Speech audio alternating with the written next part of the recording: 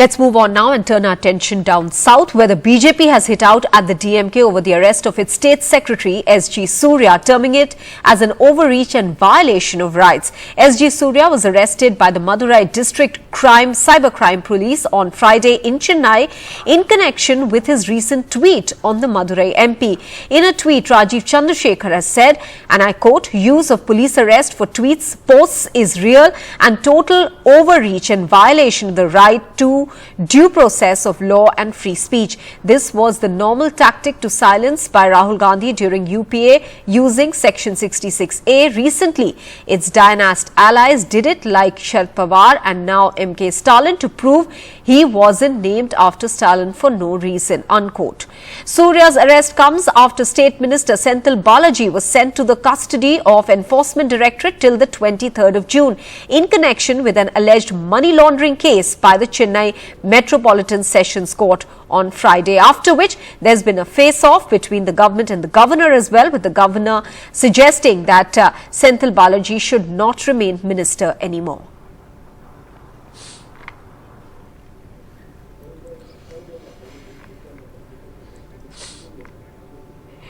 Joining me now on the show for a discussion on this issue, Syed Hafiz, Deputy Secretary, Media Relations DMK, V.A. Purgendi, National Spokesperson of the AIADMK, will be joining us shortly, and Kalyan Raman, in charge of the intellectual cell of Tamil Nadu BJP. Syed Hafiz, coming first to you, the arrest of Suryah, as the BJP is alleging now, is tit for tat to what happened to Senthil Balaji. How would you defend that? Absolutely, this is not a tit for tat. No, today BJP is coming out and saying that they are the epitome of free speech. They are the guardian and custodian of free speech. I'd like to quote, they have arrested people who were begging for oxygen in Uttar Pradesh.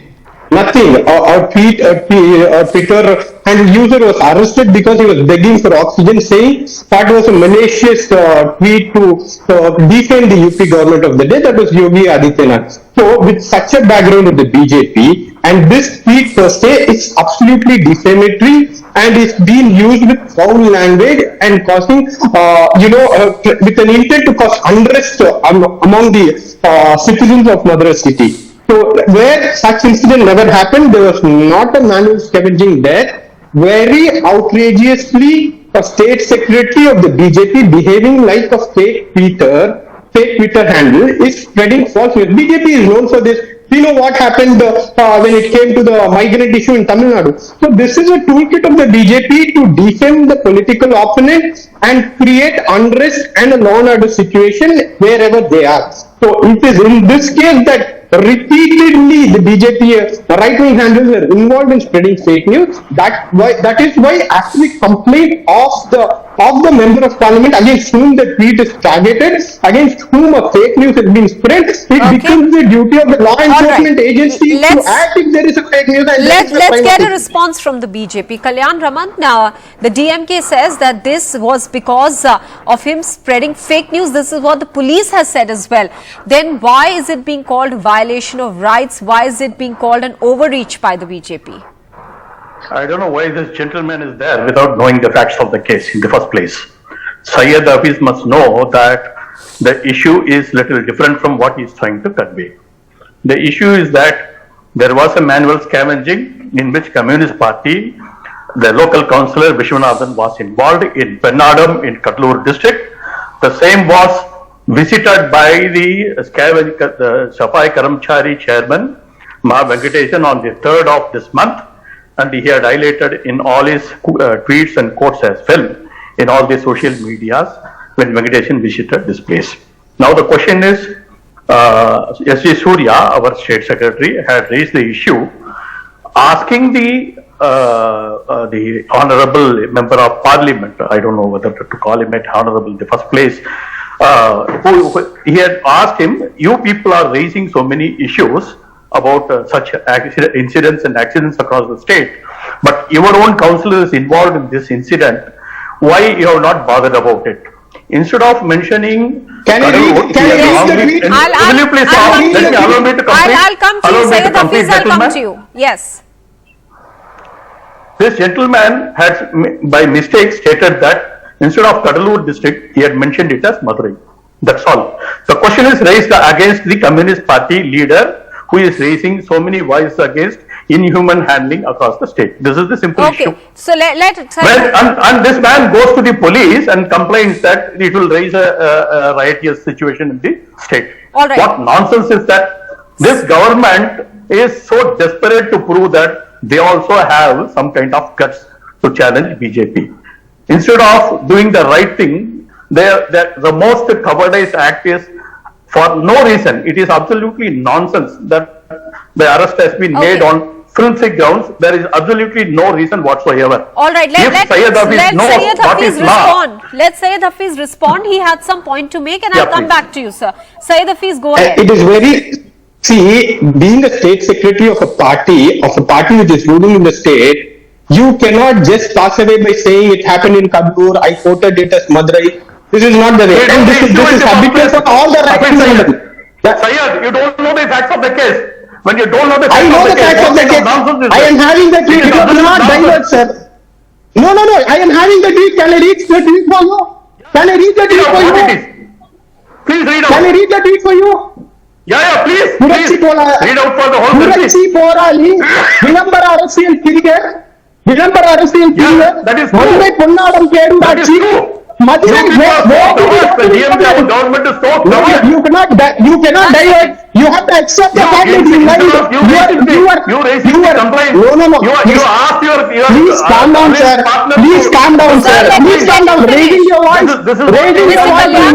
Mr. Kalyan Raman, let Syed Hafiz finish. I'll give time to all of you to speak. Syed Hafiz, go ahead. He clearly mentions it. Madurai, Punnadam, Perurachi, 12th Ward, Uruppinar, Vishwanathan. It is an absolute defamation. If Kalyana Raman is not involved in the case, if I involve Kalyana Raman in the case, it's natural you go and give a complaint. How can you say somebody? Do you know where it's from then? Do you know where I am not able to tell you. It is immaterial. You told very clearly.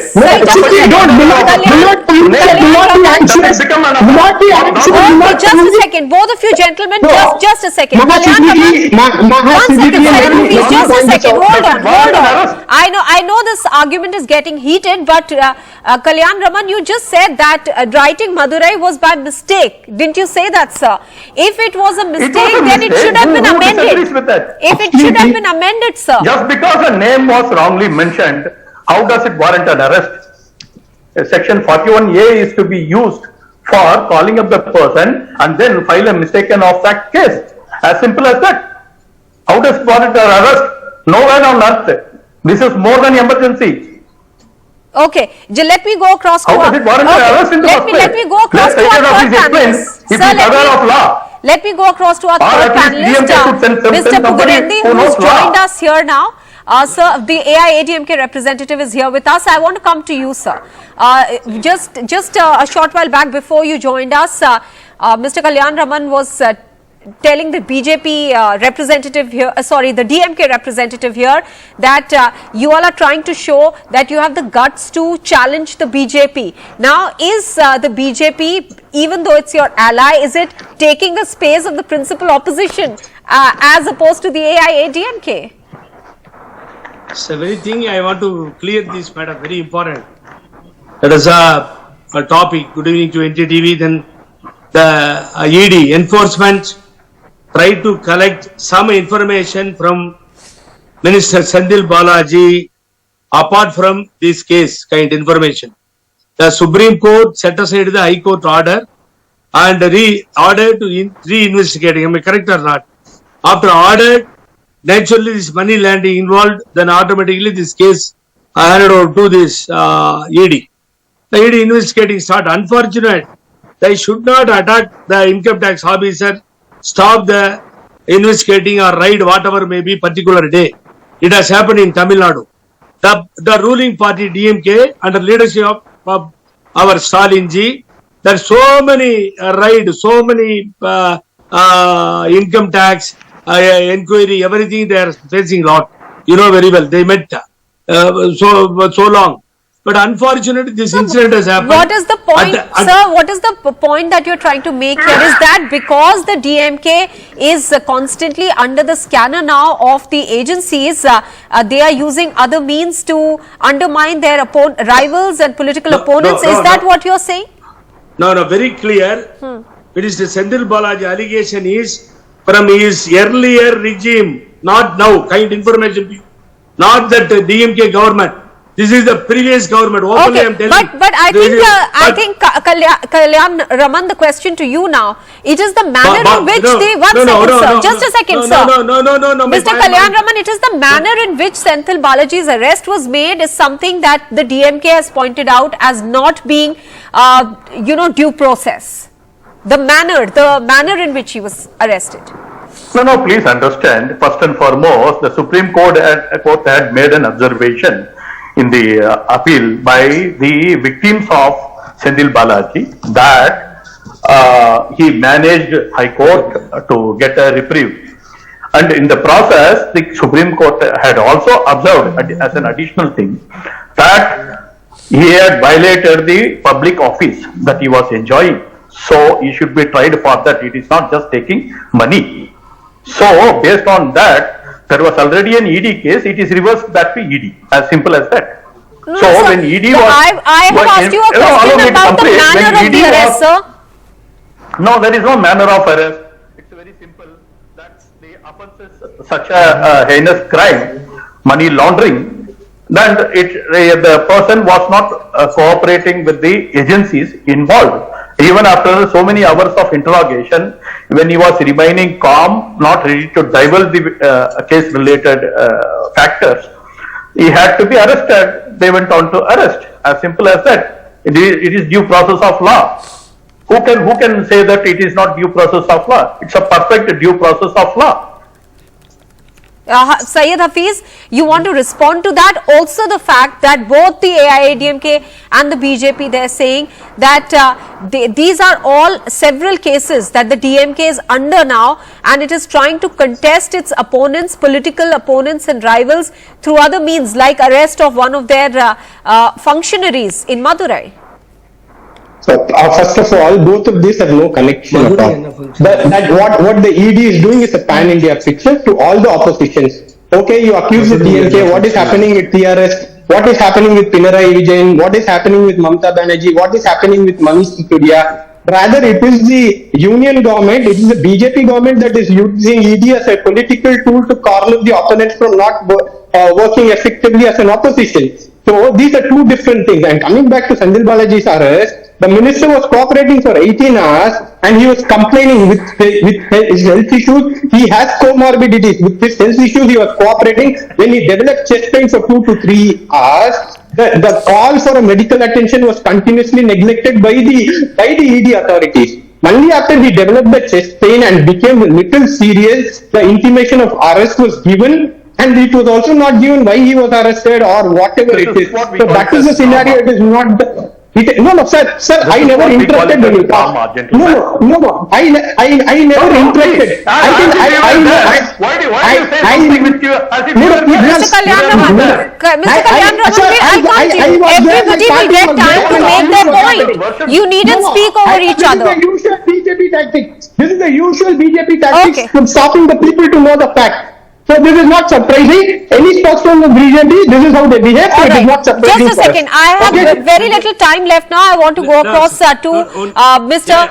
Pugarendi. Sir, the question here, what the DMK, sir, 1 second. What the DMK is saying that this is a pan-India tactic by the BJP that to undermine their political opponents, they have been using agencies, and that's what they've done with Senthil Balaji as well. 100% correct, madam. Either the Congress or BJP, they are using this ED and income tax, no doubt. What I am saying here, the Senthil Balaji, Minister Senthil Balaji, on his own should resign his post and face the trial to prove the innocence, his innocence, like Mr. KJ George from Karnataka. So many ministers, no time, I am ready to quote that. But that you resign, then you come out and prove the innocence. That is the way we need. Why this government also protecting other side, ED try to this is the thing going on between the golden war between All right. the So DMK government and the governor. the AIADMK believes that both the BJP, its own ally, and the Congress have misused the agencies. At least that's the point that you try to make there. I Yes. have to end the discussion on this. I can't even take a response from Kalyan Raman. Okay. A simple contention is that any government will have to use ED or CBI should they find somebody indulging in scam. As simple as that. Thank you. All right. I'll have to say thanks to all our guests here on this discussion this evening. Thank you. Let's move on now and turn our attention to Prime Minister Modi's state visit to the United States. Let's first take a look at how long this visit will be and what is the agenda and the itinerary going to look like. The Prime Minister's visit is from 21st of June to the 24th of June in the US, after which he will proceed to Egypt. This is as per India Times. Now, 21st June is when, in fact, the Prime Minister will be leading the International Yoga Day event at the UN headquarters in the North Lawn is where the function will be held. After that, he will be moving to Washington, D.C. and the next day is the one that is the most important day where we will have, in fact, India and the US will conduct bilateral talks, which will be followed by the joint address to the US Congress by the Prime Minister for the second time. And in the evening, there will be a state dinner, a dinner that will be hosted by the White House. There are about 250 guests who are going to be there. There is expected to be a gathering of Indian Americans there as well during the state dinner. But talking about the morning events, the bilateral meeting, several outcomes and takeaways are expected, and largely in the defense sector, the tech sector, space sector, some of the critical sectors, and we will break some of those down for you here in just a bit. Before the bilateral meeting, rather, there'll be a guard of honor for the Prime Minister. This will be followed by a bilateral meeting and press statements. Next day, going forward to the 23rd of June is when there'll be a luncheon hosted by Vice President Kamala Harris, and this will be at the US State Department, and the US Secretary of State Antony Blinken will be present for that as well. Later in the evening, the Prime Minister will be addressing young entrepreneurs at a function in Kennedy Center, after which he will be interacting with the Indian diaspora at the Reagan Center, and with that he will be wrapping up his visit to the United States and then flying off to Egypt right from there. So these are some of the critical parts of the agenda, the itinerary, but what about the outcomes now? Let's take a look at one area of cooperation that the two sides are keenly pushing for, and that's technology partnership. From looking ahead to artificial intelligence to currently building a resilient semiconductor supply chain. Why is this critical for both India and the United States? Is this with an eye on the common threat of China? Let's find out.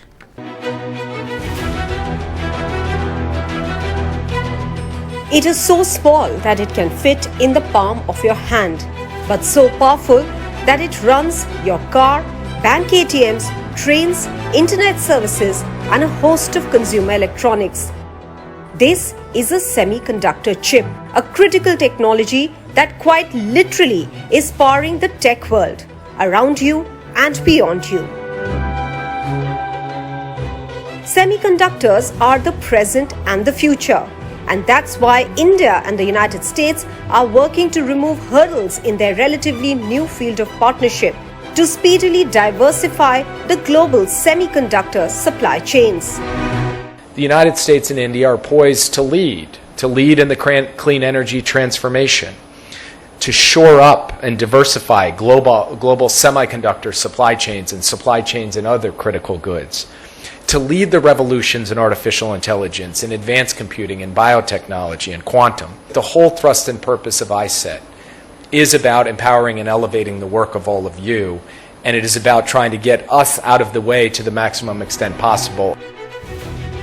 Semiconductors is an area identified by the two sides under ISET, or the Initiative on Critical and Emerging Technology, that was launched by Prime Minister Modi and President Joe Biden on the sidelines of the Quad Summit in Tokyo last year. In March this year, India and the US signed an initial pact to increase private sector cooperation in semiconductor supply chain resilience and diversification. The idea clearly is to not just facilitate business between the two sides, but to also reduce the dependence on China and to prevent it from being able to strategically hold critical technology. We see India as a trusted technology partner. It's a trusted partner, and we want to continue to deepen our technological relationship with India. This isn't about decoupling. What it is about, though, is being eyes wide open to the fact that China is explicitly trying to get access to American technology for use in its military, and we need to protect ourselves and our allies and partners from that happening. Under ISET, the two will also collaborate on artificial intelligence, quantum computing, telecommunications, defense and space. Maha Siddiqui, NDTV. With that, we're taking a very quick break. News and updates will continue. Stay with us.